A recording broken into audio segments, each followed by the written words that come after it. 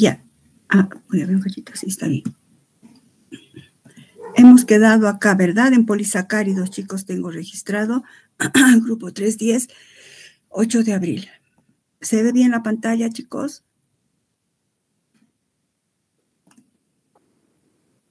Sí, doctora. Eso, gracias.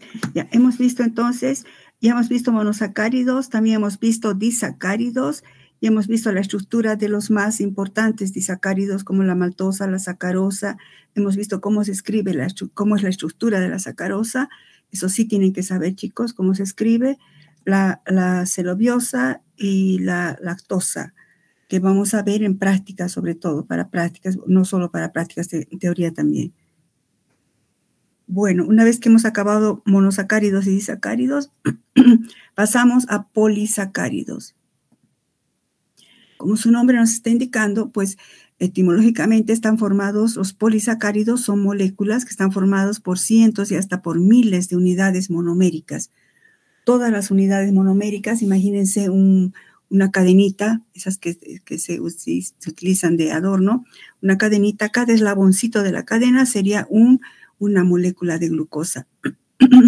No siempre glucosa, vamos a ver, pero sería un monosacárido.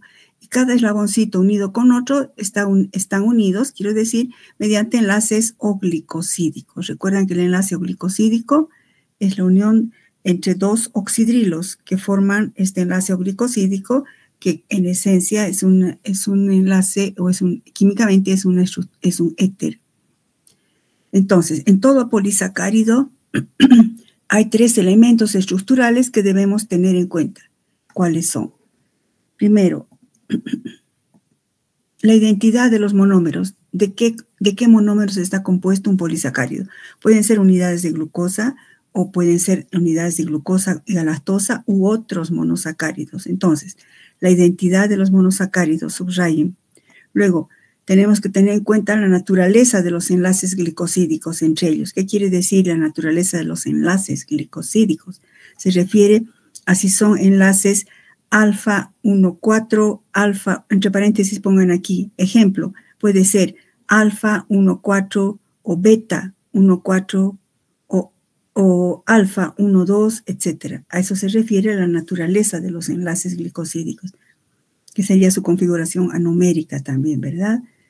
Y en algunos casos, en ciertos polisacáridos, la secuencia de residuos glicosídicos. Hay polisacáridos, como vamos a ver, que son un tanto complejos, en los que es importante la secuencia. Entonces, ¿qué será? Subrayen la identidad, la naturaleza y la secuencia. Los polisacáridos engloban a un grupo relativamente grande de biomoléculas.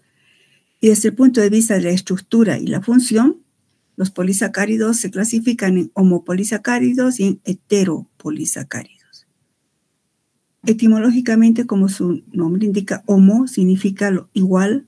Entonces, los homopolisacáridos están formados todos por residuos glicosílicos idénticos. Quiere decir, todos son, por lo general, todos son glucosa.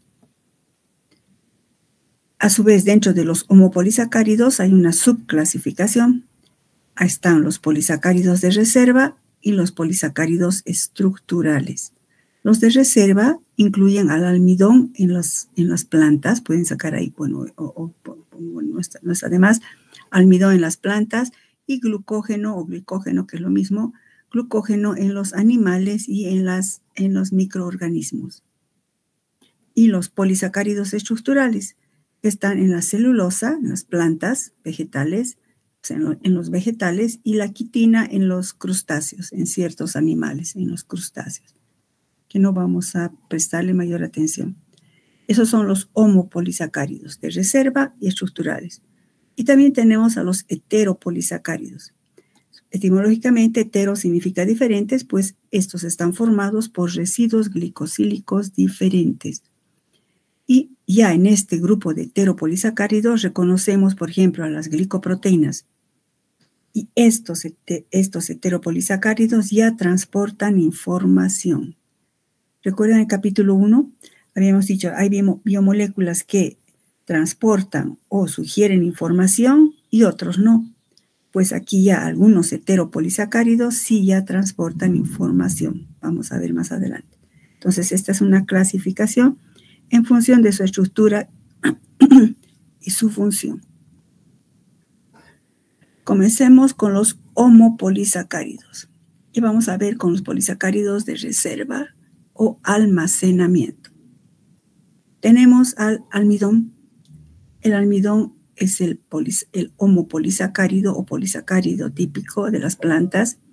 Y a su vez, esta molécula, la molécula del almidón, bueno, la estructura del almidón, está formada por dos estructuras, la amilosa y la amilopectina. Y dentro de estos homopolisacáridos también tenemos al glucógeno. Entonces, almidón y glucógeno. El glucógeno se almacena en células animales y células microbianas. Ambos polisacáridos siempre se almacenan. Decimos, el almidón se almacena en el citoplasma de las plantas. El glucógeno en las células, en el citoplasma de las células animales y microbianas. Pero ¿cómo se almacena? Se almacena en forma de gránulos citoplasmáticos. Ustedes en farmacognosia van a ver estructuras de manera microscópica, como son los gránulos de almidón, por ejemplo. Bueno, empecemos con el almidón. Veamos a la amilosa y a la amilopectina. Hemos dicho que el almidón es una biomolécula, pero está formado por dos estructuras, la amilosa y la amilopectina. Se considera el almidón como la reserva nutricional de las plantas. Es un polímero homogéneo, por eso se llama homopolisacárido.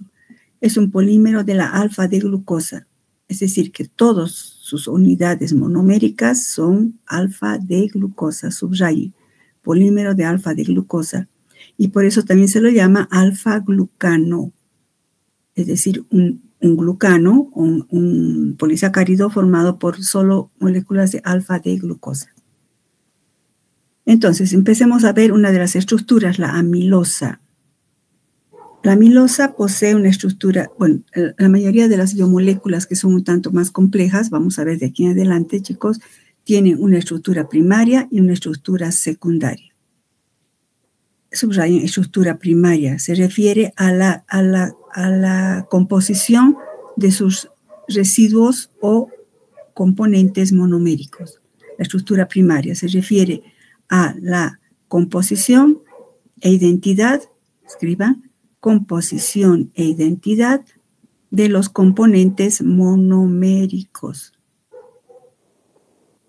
Y entonces, en el caso de la amilosa, la estructura primaria es una estructura lineal que está formada todos por residuos. Cuando decimos residuos, no es que son desechos, chicos. En bioquímica, un residuo se considera, por ejemplo, esa cadenita que les he dicho, un eslaboncito es un residuo que está unido al otro residuo, que desde el punto de vista bioquímico, netamente son monómeros. Pero van a leer mucho esto de residuos. Entonces, la estructura primaria es una estructura de cadena lineal, no es ramificada, en la que todos los componentes monoméricos o residuos están unidos por enlaces glicosídicos alfa 1,4. Ya sabemos qué es esto de alfa 1,4, ¿verdad?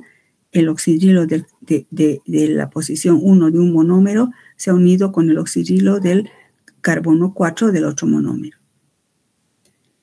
Y todos son alfa de glucosa, entonces. En cambio, su estructura secundaria, ¿a qué se refiere la estructura secundaria? Saca una flechita ahí. La estructura secundaria se refiere a una estructura tridimensional, es decir, en el espacio. Se refiere a la estructura tridimensional de la molécula. Si decimos tridimensional, es en el espacio. Entonces, la estructura de alfa-glucano de la amilosa tiene una conformación helicoidal espiralizada, como ven en esta figura. Entonces, fíjense, una alfa de glucosa está unido, fíjense mi cursor, a otra alfa de glucosa, esta a otra alfa de glucosa, esta a otra alfa de glucosa, unidos todos por enlace alfa 1,4. Pero lo que quiero que aquí vean es la estructura espiralizada, miren, va así, así, así. Objeto de, fíjense, es espiralizada para ocupar el menor espacio posible en el interior de la célula, porque esta es una larga cadena de glucosa. Pero digamos, adquiere esta disposición espacial de tipo espiralizada para ocupar el menor espacio posible en el interior de la célula. Repito, para ocupar el menor espacio posible en el interior de la célula. Esa sería esta misma, pero aquí yo lo he estirado un poquito para poder explicarles mejor.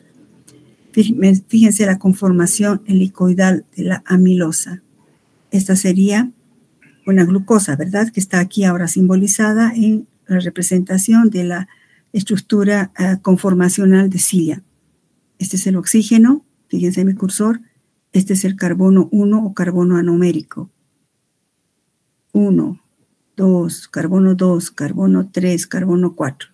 El carbono 4 de esta glucosa está unido con el mediante un enlace oglicosídico. Estos son los enlaces oglicosídicos. Están unidos con el oxidilo o con el carbono 1 de la siguiente glucosa. Por eso se llama enlace alfa 1, 4. Y el siguiente igual. El 1 de este con el 4 de este. Entonces, de esta molécula, el 4 con el 1 del siguiente. Y de esta misma molécula, el 4 con el 1 del siguiente y así sucesivamente. Por eso decimos que es una polialfa 1,4 de glucosa. El enlace 1,4 es este, pues es este, toditos estos, ¿no? Yo solo he puesto un círculo para simbolizar que es este y todos los N que haya. Este sería el extremo reductor. Recuerdan que hemos dicho cuando un monosacárido, disacárido, o realmente hasta poli no va, pero mono o disacárido, cuando es reductor, cuando tiene un carbono anomérico libre. Entonces, este es un extremo, este es el extremo reductor. Y en esta otra, si hacemos una imaginación de que esta es una estructura helicoidal, en el otro extremo estará el extremo no reductor. ¿Qué importancia tiene esto de que yo recalque que este es el extremo reductor y este es el extremo no reductor? Pues tiene una importancia crucial que vamos a ver ahorita. Extremo reductor, está claro porque este es el extremo reductor, ¿verdad, chicos? Si hay alguna pregunta, pueden usar el micrófono o levantar la mano. Bueno, este es el extremo reductor. O sea, la amilosa tiene un extremo reductor, fíjense en mi curso, y un extremo no reductor. Si vemos de manera lineal, vemos, fíjense, esta sería una molécula. Si este es el oxígeno, para que se guíen, chicos, si este es el oxígeno, siempre que está a la derecha es el carbono 1, que sabemos que por la hemiacetalización, este es el carbono anomérico o carbono reductor. Ahí pueden aumentar el carbono anomérico o carbono reductor. Y entonces 1, 2, 3, el 4 se une con el 1 de la siguiente molécula. En la posición 4 de esta con la 1 del siguiente y así. Y entonces, fíjense, este sería el extremo reductor. Si continuaríamos N veces, sería el extremo no reductor. Y entonces la configuración alfa que tiene, esta alfa que está con los oxidrilos abajo, permite que, digamos, estéricamente se pueda ir torciendo la molécula. No es lineal rígida, es lineal porque no tiene, cuando digo lineal es que no hay ramificación, no es que es una línea. No, esta es su estructura primaria. ¿Cuál es su estructura primaria? Unión de glucosa mediante enlaces glicosídicos alfa 1,4. Glucosa 1,4. Glucosa 1,4. Pero su estructura secundaria es de tipo alfa hélice. Es decir, que está girando en este sentido, ¿no? De manera dextrógira. Aparte que se llama alfa porque los oxidrilos están en posición alfa.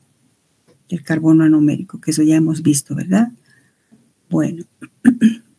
Esa es la amilosa. Entonces, la amilosa no tiene ramificaciones, lineal en sentido, repito, es lineal no porque sea una línea recta, sino que no tiene ramificaciones. Unidos por enlaces alfa 1,4. En cambio, la amilopectina, que también forma parte de la estructura del almidón, esta sí es una estructura de cadena ramificada, porque a nivel de la ramificación tiene enlaces alfa 1,6. Y a lo largo de las cadenas todos son alfa 1,4. Por ejemplo, fíjense, este es un enlace alfa 1,6. A ver, nos vamos a ubicar. Esta es la glucosa. Aquí está el oxígeno, siempre la referencia es el oxígeno. Si este es el oxígeno, fíjense en mi cursor. Si este es el oxígeno, este es el carbono 1. Y está libre, entonces es el extremo reductor.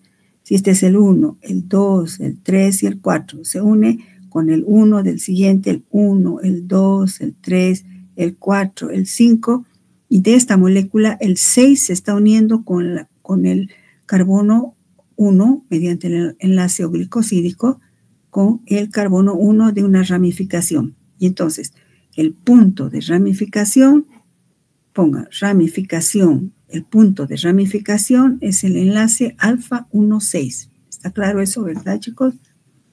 El punto de ramificación es un enlace alfa 1,6. Y el resto son 1,4, 1,4, aquí mismo, 1,4, 1,4, 1,4. Entonces, esto nos estamos viendo que la amilopectina es una molécula ramificada. Entonces, en esta cadena ramificada podemos ver dos tipos de enlaces. El enlace de ramificación, que es alfa 1,6, y el enlace nomás de unión entre los monómeros, que es el enlace alfa 1,4. Todos son O-glicosídicos. Aquí podemos aumentar enlace O-glicosídico alfa 1,6. Y aquí, enlace O-glicosídico alfa 1,4, para que estudien, aunque estamos redundando, pero vale la pena. Enlace O-glicosídico alfa 1,4, repito, enlace O-glicosídico alfa 1,6. Esto sí tienen que saber, chicos. Yo les presento en el examen una estructura, les digo que me ubiquen el tipo de monómero, el tipo de enlace y la configuración anomérica, eso sí tienen que saber. Estamos en bioquímica estructural. Este será el extremo no reductor, ¿verdad? En cambio, este que tiene carbono anomérico será el extremo reductor. Está claro, ¿verdad? Espero que sí. Un cachito. ¿Alguien está haciendo una pregunta? Dígame. Doctora, buen día. Buen día. Doctora, mi consulta es entonces el enlace O-glicosídico alfa 1,6 va a ser la unión entre dos ramificaciones de monosacáridos que van a unirse el oxígeno de una de las cadenas del monosacárido con otra molécula. Ya, sería un punto de ramificación, no de dos ramificaciones, sino un punto de ramificación, donde surge una nueva cadena. Y luego por aquí, está bien, y más lejos va a aparecer otra cadena, otra ramificación, etcétera, etcétera. ¿Está claro, Silvia? Sí, doctora, entonces es un punto de ramificación, me dicen, ¿no ve? Exacto. Ya, gracias, doctora, esa era mi duda. No te preocupes, está bien. Entonces tenemos enlaces glicosídicos alfa 1,6, alfa 1,4. Pero aquí estoy simbolizando, como la pregunta de su compañera, no es que va a haber un solo enlace alfa 1,6, van a haber muchos enlaces alfa 1,6. Más o menos se representaría así. Fíjense, este será el extremo reductor, que sería este, y la amilopectina tiene varias ramificaciones. Ahorita, digamos, estaríamos viendo estito, que podría ser estito. Pero luego la cadena es larga con varias ramificaciones. El punto final de las ramificaciones, como está aquí, serían los extremos no reductores. Entonces, pueden aumentar aquí. Entonces, en los círculos no pintados, o no sé si han impreso en color, en estos círculos vacíos, diríamos, todos son extremos no reductores. No reductor, no reductor, no reductor, no reductor. Vamos a ver por qué hago tanto énfasis en eso. Estos son los extremos no reductores. Ahora, estamos describiendo la estructura de la amilosa, de la amilopectina, pero el describir eso nos ayuda a entender esto, que los polisacáridos de almacenamiento tienen un diseño admirable para la función que tienen. ¿Recuerdan cuál es su función? Son polisacáridos de reserva, es decir, que acumulan las moléculas de glucosa para luego utilizarlas. Ustedes no sé si saben de biología, pero la glucosa es la primera fuente de energía que utilizan las células, tanto animales como vegetales, o microbianas también. Entonces, tienen un diseño admirable para su función. ¿Cuál es ese diseño? La conservación o almacenamiento de moléculas de glucosa. O sea, forman polímeros largos semisolubles, ¿no? En el caso de la amilosa, ¿recuerdan? La forma espiralizada. Aquí es, en vez de que sea una cadena larga así, pues empieza a ramificarse para que sea más corta, pero que esté llevando en su interior un gran número de moléculas de glucosa. Por eso es de almacenamiento o de reserva. Y esto hace que estén en estado semi-insoluble y así no afecta la presión osmótica. Porque si tuviéramos aparte sueltas, imagínense cientos de moléculas de glucosa sueltas, ustedes han estudiado, también saben esto, que aumentaría la presión osmótica. Al aumentar la presión osmótica podría reventar la célula. Entonces el diseño es tan admirable, bueno, siempre yo digo eso, grande la creación de Dios, cómo es que las moléculas de glucosa tienen que unirse y se ramifican formando estructuras como la amilopectina para evitar la presión osmótica celular y que en este caso la plantita, la célula de la planta no reviente. Otra cosa, el hecho de que tenga varios, aquí ponga esto por favor aquí, el hecho de que tenga varios extremos no reductores, facilita la rápida movilización de moléculas de glucosa. El hecho de que tenga varios extremos no reductores facilita la rápida movilización de moléculas de glucosa. ¿Qué quiero decir con movilización? No es que se van a mover físicamente, se refiere rápida utilización. Aquí también puede poner entre paréntesis, utilización, pero en términos de bioquímica se usa la movilización de moléculas, por eso es bueno usar también términos propios de la ciencia. Pero movilización, en este caso la acepción, se refiere a utilización. Entonces, si tiene varios extremos reductores, son puntos de ataque. Fíjense, extremo no reductor, no reductor, no reductor, no reductor. ¿Y por qué son tan importantes? Porque aquí ocurre la acción de enzimas hidrolíticas. Entonces pongan aquí las enzimas hidrolíticas que van a facilitar la movilización de moléculas de glucosa. Repito, las enzimas hidrolíticas que van a hidrolizar a la amilosa, permitiendo la movilización o utilización de moléculas de glucosa, actúan siempre a nivel de los extremos no reductores. Actúan a nivel de los extremos no reductores. Y fíjense, si es aquí donde actúan, por eso es que hay tanto extremo no reductor. Eso facilita para que las enzimas vengan, y fíjense mi cursor, clic, clic, clic, van rompiendo, clic, clic, clic, clic, clic, según las necesidades de la célula.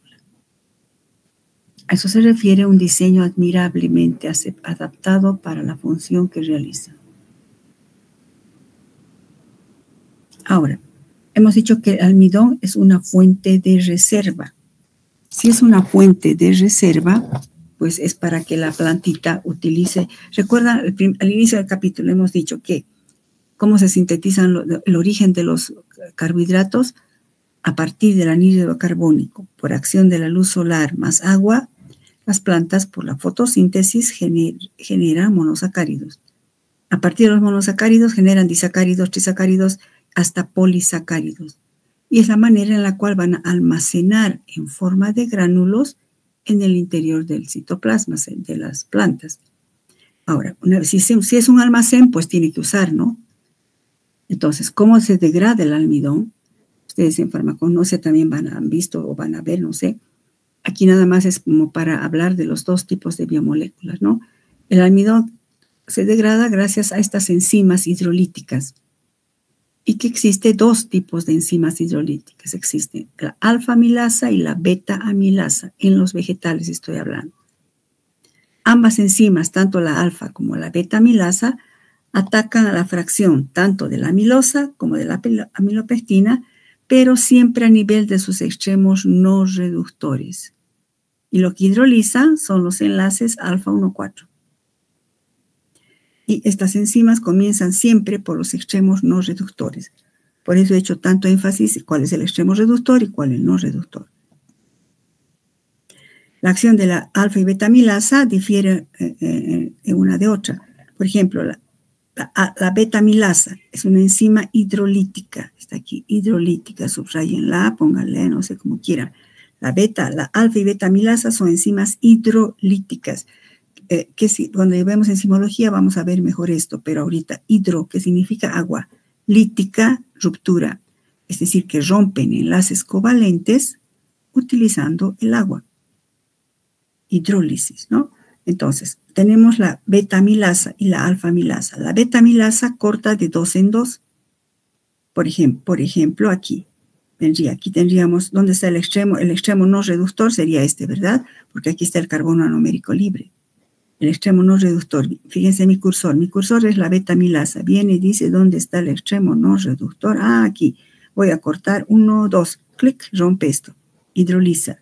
Entonces libera una maltosa, por ejemplo, un dímero. Luego viene así, rompe de 2 en 2, de 2 en 2, de 2 en 2.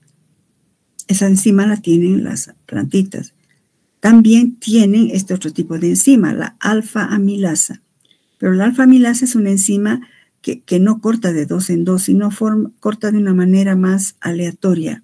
Puede cortar de 1 en 1, sí, esta es la alfa-amilasa, viene siempre pero por el extremo no reductor.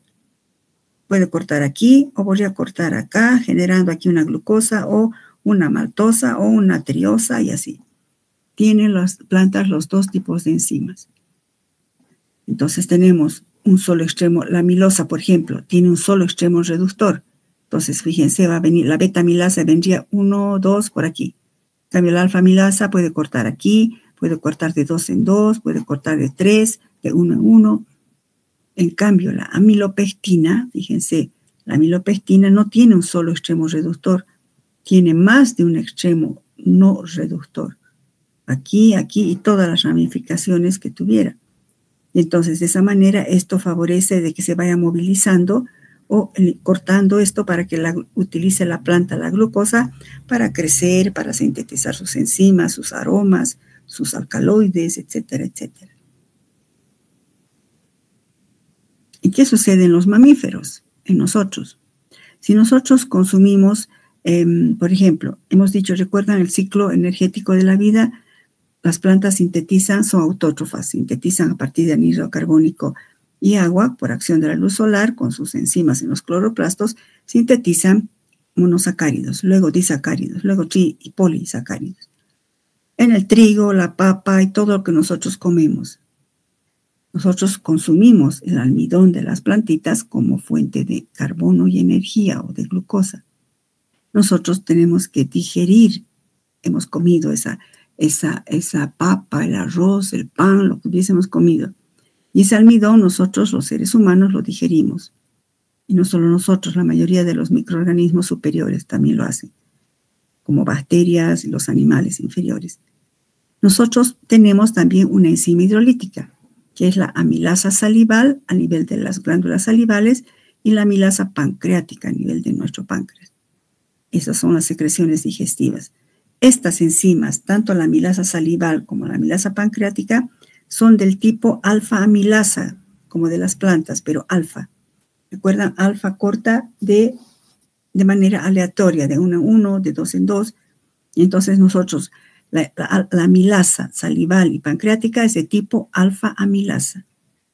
Son secretadas por estas glándulas y también, no basta eso, digamos, la amilasa salival por el proceso de masticación ya empezamos a hidrolizar. Luego pasa al estómago, el pH del estómago es muy ácido, continúa hidrolizándose. Pasa al intestino delgado con las secreciones del páncreas, continúa la hidrólisis. Y ahí va combinándose otras enzimas como la maltasa, las enzimas desramificadoras, que son las que rompen los enlaces alfa 1,6. Ustedes van a ver esto con mucho detalle en nutrición, pero también vamos a hablar de esto cuando estemos llevando el almidón en prácticas, chicos. Entonces, finalmente, o sea, fíjense, la conjunción de la amilasa salival en la masticación, luego el pH del estómago, luego la amilasa pancreática, la secreción de los jugos pancreáticos en el intestino, van degradando. Y tenemos además enzimas como la maltasa, que degrada la maltosa, y las enzimas desramificadoras, que rompen los enlaces alfa 1,6. y al final se degrada por completo el almidón hasta alfa de glucosa. Esta alfa de glucosa a nivel del intestino delgado es absorbido y atraviesa el lumen intestinal y se metaboliza y va a su destino. Todo esto es área de nutrición. Estamos hablando de la estructura y del almidón. Nosotros hemos comido algo y entonces nosotros tenemos enzimas digestivas que degradamos el almidón hasta glucosa. Esta glucosa atraviesa la pared intestinal y entra al torrente sanguíneo y el destino será según que necesite. Si una persona está haciendo ejercicios, pues cada célula va a necesitar esa glucosa para generar energía ATP. O si no está haciendo ejercicio y está en un estado tanto de reposo, pues ese exceso de glucosa va a sintetizar glucógeno. Entonces, fíjense que el glucógeno tiene como origen las moléculas de glucógeno en el almidón que comemos y en lo que generan las plantitas. Entonces, de esa manera entramos a estudiar el glucógeno. Nosotros almacenamos glucosa, repito, la glucosa es la moneda, no la moneda, pero sí es la molécula que genera energía, la molécula central, diríamos, de donde convergen los carbohidratos para generar energía. Entonces, las células animales, entre ellas nuestras células, almacenan glucosa en forma de glucógeno. En los animales superiores, entre ellos nosotros, los gránulos de glucógeno abundan ¿dónde? ¿Dónde se acumula? Pues en el hígado y en el tejido muscular, por eso es subrayado ahí. ¿Dónde se acumula el glucógeno? Sobre todo en el hígado y en el tejido muscular, donde cumple funciones que vamos a ver enseguida. El glucógeno entonces cae en la categoría también de homopolisacárido, es decir, que está formado solo por moléculas de glucosa. Es un polímero muy grande, es ramificado. A diferencia del almidón, aquí no hay el lineal como la amilosa ni amilopectina. Aquí no. El glucógeno es totalmente ramificado. Sería muy parecido a la amilopectina. Está formado todos por unidades de glucosa, unidos todos por enlace alfa 1,4 glicosídicos. Y las ramificaciones, igual que en la amilopectina, están mediante enlaces alfa 1,6. Y aparece cada 10 unidades, es decir, es muy ramificado. El glucógeno es mucho más ramificado que la amilopectina. Y si recuerdan, cuanto más ramificado, más puntos de ataque con las enzimas hidrolíticas. Y por eso es tan eficiente el glucógeno como molécula de reserva. Si vemos, esta sería la estructura del glucógeno. Su estructura básica, le llamamos, sería una maltosa. Fíjense, es de 2 en 2, ¿no? Esta es su estructura básica. Este es el glucógeno, no esto, cuidado, esta es la estructura básica, pero este es el glucógeno. ¿Qué reconocemos en esta estructura? Fíjense la ramificación. Vemos varios extremos no reductores. Extremos no reductores que están con los círculos. Y el extremo reductor podría ser este. Entonces, si es así, aquí tendría que haber un oxígeno, carbono anomérico. Y entonces, el 4 con el 1. El 4 de este con el 1 de este. El 4 de este con el 1 de esto. Y la ramificación sería 1,6 a este nivel. 1,6, 1,6, 1,6. Entonces, reconocemos que el glucógeno tiene esta estructura tipo ramificada. Se parecería un tanto a la estructura de la amilopectina, ¿verdad? Pero es mucho más ramificado. Repito, el glucógeno es más ramificado que la amilopectina. Desde ese punto de vista es mucho más eficiente para la movilización de las moléculas de glucosa. ¿Por qué es más eficiente para la movilización de moléculas de glucosa, chicos? ¿Por qué digo eso? Digo, el glucógeno es una molécula más ramificada que la amilopectina. Por eso, el glucógeno es una molécula mucho más eficiente para la movilización de moléculas de glucosa. ¿Por qué es eso, chicos? ¿Quién me dice, chiquitos? Eric, dime. ¿Por qué tiene más puntos de ataque para las enzimas hidrolíticas? Exacto, eso mismo. Tiene más extremos no reductores, así digan, por favor, no puntos de ataque. que no está mal, está bien, pero digan, porque tiene, al ser más ramificado, tiene mayor número de extremos no reductores, ahí podemos decir que son puntos de ataque, como ha dicho su compañero, de las enzimas hidrolíticas y por eso se facilita la movilización. Muy bien, Eric. Bueno, entonces están entendiendo.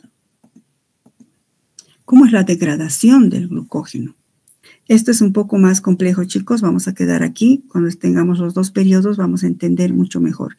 Esta parte es bien interesante. Cuando se degrada, cómo se degrada el glucógeno. No es, digamos, competencia de bioquímica 1 que nos pongamos a ver metabolismo del glucógeno. Pero, para que vean la importancia de estudiar la estructura, que es el tema de bioquímica 1, vamos a echarle una miradita, como quien dice, nos vamos a acercar a la puerta de bioquímica 2 y vamos a mirar de ahí para ver, por esto es importante que yo aprenda la estructura.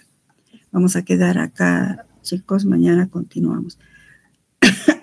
Mañana continuaríamos. Tenemos 2 periodos, ¿verdad? Listo, chicos. ¿Hay alguna pregunta?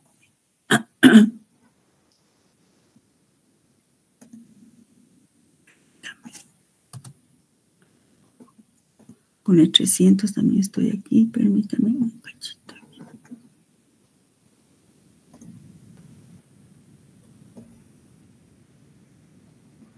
Voy a anotar si no me olvido.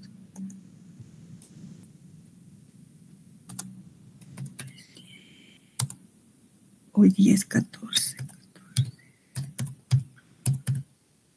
Ya, entonces hemos quedado acá. Repasen, por favor, chicos, lo que pueda. No lo que pueda. Perdón, un cachito, no se concentre, un cachito. Voy a colocar acá. Ya, repasen, por favor, chicos, para mañana. Pasamos la teoría mañana. Hasta luego, chicos. No, perdón, ¿hay alguna pregunta? Dime, Verónica. Disculpe, doctora, para el tema de práctica y la realización del informe, ¿tenemos que entregarle solo el cuestionario o tenemos que entregarle la introducción, el objetivo más el cuestionario? Por favor. ¿Estás hablando del tema 1 o el tema 1 ya han entregado, no? Sí, de exactitud y precisión. Ya. No, en exactitud y precisión tienen que seguir el formato. No les he compartido. No les he compartido los instructivos, ¿no? Del tema 2. No les he compartido. Enseguidita les comparto, chicos. Lo que ahora voy a mandar un instructivo no es solo para el tema 2, es para todos los temas que vienen adelante hasta finalizar la gestión. Ahorita les comparto. Ahora, en exactitud y precisión, como hemos hecho práctica, entonces ahí tiene que haber introducción, objetivos, tiene que haber planteamiento de problema, hipótesis, resultados, todo eso, todo lo que les voy a dar ahorita. Y ahorita les comparto, chicos, eso. Cualquier duda me preguntan en clases. Hasta luego, entonces. ¿Alguna otra pregunta? Bueno, hasta luego, chiquitos. Cuídense.